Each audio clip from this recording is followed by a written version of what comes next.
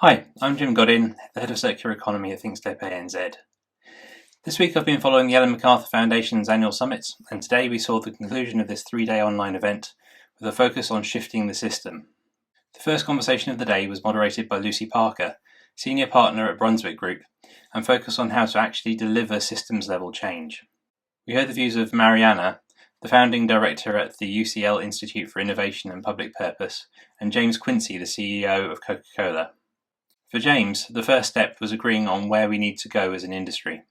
For example, we don't want waste, but we also want to reduce the carbon footprint of our products.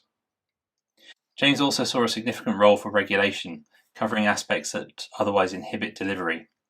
The use of recycled plastics in food-grade packaging, for example, is one barrier that is very much regulatory in nature. The collection and recycling infrastructure is another.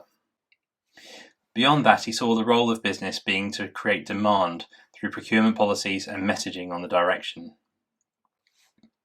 James also highlighted that for high-value materials, the incentive for recovery is often already there. For low-value materials, greater support for innovation is often needed. Mariana saw a strong need for a goal-oriented policy, comparing the challenge of the circular economy to the moonshot of the 1960s. For the circular economy, she saw these goals being set from the perspective of the UN's Sustainable Development Goals, but acknowledged that we can't just stop there, but need to map these into deliverable strategies at the regional, sectoral or business level. A highlight for me was the assertion by Mariana that we need to get far better at the economic arguments for the circularity. I've observed in conversations on the circular economy that the word economy tends to get forgotten in the first 3 minutes, and circularity tends to get reduced down to recycling. At a regional level, Mariana also suggested that we move away from the static metrics used in things like GDP, in a sense coming back to what Dame Ellen said yesterday about knowing what good growth looks like. We then heard from the former Prime Minister of Finland, Jyrki Katainen, now the President of the Finnish Innovation Fund, Sitra.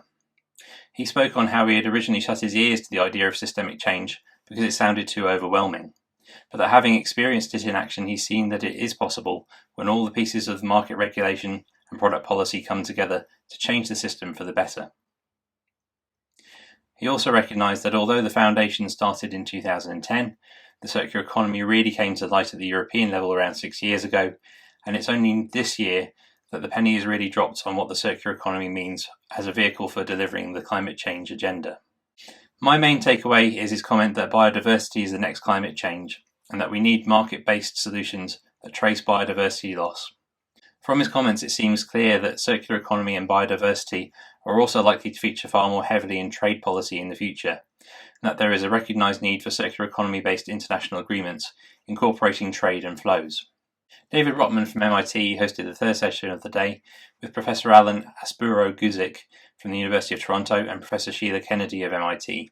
We heard from Alan about his team's focus on accelerating the discovery of new materials using computational techniques including AI, and backed up by high-throughput combinatorial production to take materials development from 20 to 30 years down to 1 or 2 years. America's Materials Genome Initiative and Europe's Accelerated Metallurgy Project had very similar aims, and having been involved in the latter, I was curious about their views on how increasing the diversity of materials would assist in delivering a circular economy. For Alan, the answer was a question of scale, with many functional materials being required in small volumes, whereas for materials like batteries we need far greater volumes, and we probably want to go down the organic materials route rather than use metals mined in conflict regions for those. His team is researching quinone molecules for energy storage, having screened around 1 million molecules so far, looking for long-lived and non-toxic solutions. Sheila likewise spoke of the need to start with materials that are known to be safe and work from there. She recognised the need to understand how materials work together in architecture and to look to living materials for solutions. Her team is working on plant nanobiotics, capitalising on the functionality of living organisms and how this can support truly nature-based solutions for the circular economy. In the final discussion of the event, we heard about one of my favourite projects from Alicia Gaumulewicz, Associate Professor of Circular Economy at Universidad de Santiago. Materium is an initiative that I've followed for a number of years now and is a recipe book for non-scientists to create nature-based materials. Incidentally, I'll be speaking live to Liz Corbin from Materium at Circularity 21 next week, so tune in if you'd like to hear more about that project.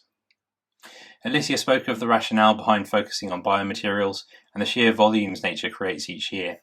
100 billion tonnes of chitin, a valuable precursor for biopolymers found in the shells of insects and crustaceans, and 2 trillion tonnes of cellulose. When compared to the 300 million tonnes of petrochemical plastics we use each year, these are pretty big numbers. Not for the first time in this conference, we heard about the need to consider abundance. Delivered correctly, the circular economy isn't about having less, just having better. Alicia spoke of the broad palette of materials we need and to consider how bio-based systems can be optimized. Today, we live in a world which is centralized to a large degree. She sees an enticing future where production and use is localized at regional scales and where production and consumption of materials is more localized as well. This isn't to the exclusion of large companies, she says, but just requires a more distributed model. Most of the fundamental building blocks for biomaterials are common globally, and we need to focus on digitalization of knowledge, but the local production of materials wherever possible to keep nutrients in flow. That's it from me. Thanks for watching, and remember to join me at Circularity 21 next week. You'll also find links to our regular webinars listed on our website thinkstep-anz.com, and I'll see you next time.